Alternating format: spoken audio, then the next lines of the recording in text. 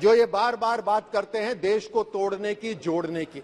इन्होंने एक यात्रा भी निकाली, भारत जोड़ो यात्रा करके। मैं 2008 में बीजिंग ओलंपिक्स के अंदर वहां पर था और हमें खबर लगी कि साहब सोनिया गांधी जी, राहुल गांधी जी आपसे मिलने आ रहे हैं। ये हमसे मिलने वहां पर नहीं आए थे और ना ही कोई मुलाकात हुई, क्योंकि इनकी थालियां तो कम्युनिस्ट पार्टी ऑफ चाइना ने बिछा रखी थी। इनकी मुलाकात कम्युनिस्ट पार्टी ऑफ चाइना से हुई। ये रिमोट कंट्रोल से सरकार चलाते थे। अगर कोई सैनिक ये कार्रवाई करे तो उसके खिलाफ गद्दारी का मुकदमा चलता है। ये उस समय सरकार चला रहे थे। They should be tried for treason. गद्दारी के ऊपर इनके ऊपर मुकदमा होना चाहिए, क्योंकि ये चाइना के साथ इनके साथ हो रहा था। 2018 के अंदर 2018 में यही अविश्वास प्रस्ताव आया था। उस अविश्वास प्रस्ताव के अंदर जैसे इस बार राहुल गांधी ने चिल्ला चिल्लाकर यहां पर बात रखी, उसी तरह उस समय भी इन्होंने जोर जोर से कहा कि हिंदुस्तान पहली बार इतिहास के अंदर असुरक्षित है। ये बात बार बार कही कि हिंदुस्तान पहली बार इतिहास में असुरक्षित है। हिंदुस्तान के लिए तो वो लागू नहीं हुआ, लेकिन राजस्थान के लिए वो जरूर लागू हो गया। राजस्थान आज इतिहास में पहली बार असुरक्षित है, अपराधों में नंबर 1 है, भ्रष्टाचार में आज नंबर 1 है। यहां पर खड़े होकर बड़े इमोशनल तरीके से राहुल गांधी बोल रहे थे। मैं जा रहा था, मेरी जुबान भी नहीं खुल रही थी। वो महिला आई, उसने ऐसे पूरी रात अपने बच्चे के साथ बिताई। राजस्थान को भूल गए बिल्कुल। वहां से तो यात्रा भी निकाली थी। 14 साल की वो मासूम बच्ची जिसने इस दुनिया को भी नहीं देखा था, उसके साथ सामूहिक दुष्कर्म हुआ, जिंदा को काटा गया, उसको भट्टी में, कोयले की भट्टी में डाला गया। लेकिन इनकी तरफ से एक ट्वीट नहीं, एक कोई शब्द नहीं। ये शर्म आनी चाहिए इनको। डूंगरपुर कम नहीं है, डूंगरपुर के अंदर एक 9वीं क्लास की शिक्षक के साथ 5 लोगों ने दुष्कर्म करा, लेकिन इनके जू भी नहीं रखती। करौली के अंदर एक 21 साल की लड़की, आप बात करते हैं अगर इमोशन, अगर आप किसी के पिता है तो इस बात को समझिए। 21 साल की लड़की को पहले अगवा करा गया। और यहां पर आप ही की सरकार के जो मुख्यमंत्री है वो कहते हैं कि राजस्थान के अंदर तो अपराध ज्यादा इसलिए हो रहे हैं क्योंकि हम FIR तुरंत दर्ज करा देते हैं। वो भी झूठ है, क्योंकि जब उसको अगवा करा गया, उसके माता पिता तुरंत पुलिस स्टेशन गए कि हमारी बेटी को बचा लो। कोई FIR नहीं हुई, उन्हें धक्के मार के बाहर निकाला गया। अगले दिन उसके साथ दुष्कर्म हुआ, उसको गोली मारी गई, और गोली से नहीं मरी तो उसके ऊपर एसिड फेंका गया। एसिड से नहीं मरी तो उसको कुएं में डाला गया। शर्म आनी चाहिए इनको। यहां पर इनकी यहां पर बात खत्म नहीं होती। यहां बात खत्म नहीं होती। इनके मुख्यमंत्री कहते हैं, इनकी पार्टी के ये इतनी जो संवेदनशीलता दिखा रहे हैं कि ढोंग रच रहे हैं, इनके मुख्यमंत्री कहते हैं ये जितने भी रेप विक्टिम्स हैं आधे तो झूठ हैं। ये इनके मुख्यमंत्री कहते हैं। वो बोलते हैं बाकी आधे जो हैं वो उनके रिश्तेदारों ने कराए। यानी पीड़िता के ऊपर एक और आरोप लगा दो झूठ बोलने का। यही नहीं, इनके मंत्री सदन के अंदर खड़े होकर ये बोलते हैं कि हाँ, राजस्थान रेप्स में नंबर 1 है, और फिर मुड़के बोलते हैं क्योंकि राजस्थान मर्दों का प्रदेश है।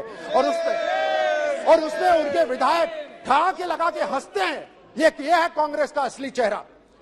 ये 17 बलात्कार हर रोज राजस्थान के अंदर होते हैं, 7 हत्याएं हर रोज होती हैं। आप कहां मणिपुर की बात कर रहे हैं? आप ही के मंत्री ने वहां सदन में खड़े होकर यह बोला कि मणिपुर की तरफ नहीं, अपने गरेबान में झांकिए। उसका मंत्री पद छीन लिया गया, उसको वहां सदन में मारा गया।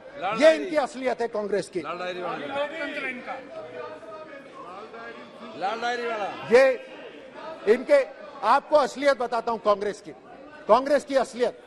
और ये आंकड़े हैं, ये मैं नहीं कह रहा। इनके विधायकों के बेटे, विधायकों के भतीजे, विधायकों के PA, उनके ऊपर दुष्कर्म की FIR हो रखी है। ये है असलियत इनकी, लेकिन उनके ऊपर कोई कार्रवाई नहीं हो रही।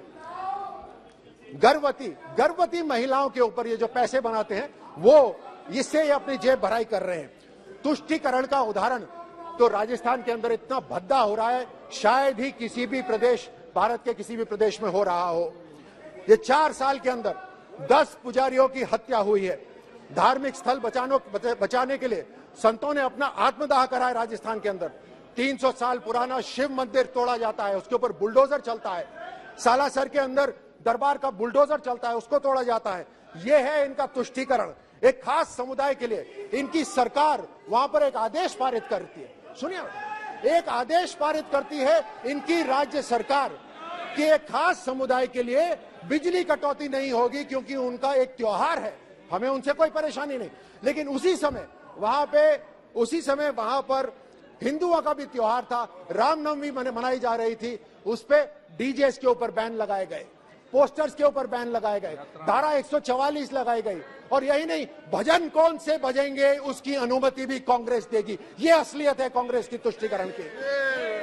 उदयपुर के अंदर कन्हैया लाल की हत्या हुई, न जाने कितने कन्हैया मारे गए हैं, वो तो उनका वीडियो नहीं बना। ये है असलियत राजस्थान की, लेकिन इन्होंने कोई एक्शन नहीं लिया। इन्होंने माहौल ऐसा बना दिया है वहां पर, सभापति जी, ऐसा माहौल बना दिया है कि एक खास समुदाय के लोग पुलिस थाने के अंदर खड़े होकर वो खुलेआम हिंदुओं को धमकी देते हैं, लेकिन इनकी सरकार कुछ नहीं करती। पीएफआई बैंड है, यहां पर गृह मंत्री जी ने कल बताया पीएफआई पूरे राष्ट्र के अंदर बैंड है, लेकिन पीएफआई राजस्थान के अंदर पुलिस प्रोटेक्शन के साथ मार्च करती है। यह है असलियत इनके चेहरे।